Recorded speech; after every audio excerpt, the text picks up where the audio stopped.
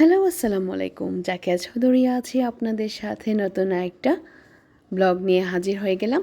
So দেখতেই পারছেন yummy yummy খাবার। এখানে হচ্ছে আমি গরুর কলিজা ভুনা করে নিচ্ছি। সো কলিজা ভুনা করার আগে কি প্রসেসিং করতে হয় আমি আপনাদের সাথে সেটাই শেয়ার করব।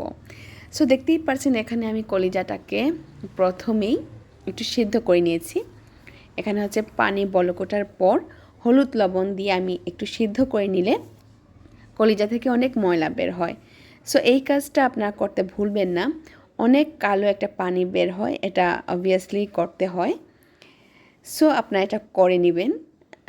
যদি সিদ্ধ করে পানিটা ফেলে দেন অনেক সুন্দর একটা কালার আসে, রান্নার পর কালো হয়ে যায় না।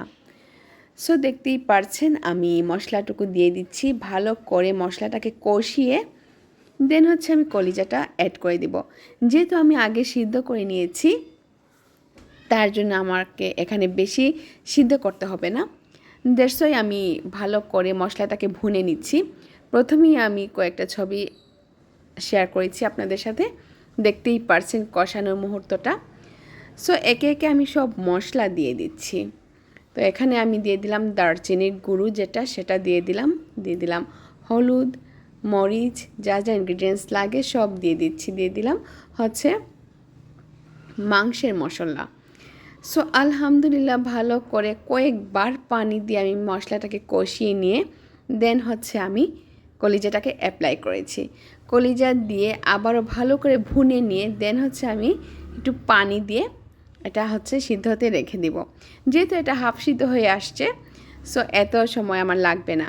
সো দেখতেই পারছেন আমি কষানোর সময় কয়েকটা কাঁচামরিচ দিয়ে দিলাম, অনেক সুন্দর একটা ফ্লেভার আসে।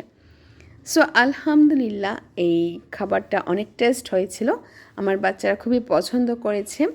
এটা রাতের খাবার ছিল, এর পরের দিন ওরা সকালে পরোটা দিয়ে খেয়েছে, আমি ওদেরকে সার্ভ করেছিলাম। সো এটা পরোটা দিয়ে, পোলাও দিয়ে, ভাত দিয়ে যে কোনোভাবে আপনারা খেতে পারেন। সো আলহামদুলিল্লাহ দেখতেই পারছেন খুব সুন্দর ইয়াম্মি একটা কালার আসছে। সো আলহামদুলিল্লাহ অনেক টেস্ট হয়েছিল। আপনারা অবশ্যই আমাকে কমেন্টে জানাবেন আমার মতো কে কে রান্না করেন। তো সবাই ভালো থাকবেন, দেখা হবে অন্য কোনো ভিডিওতে। বাই, টিল দেন।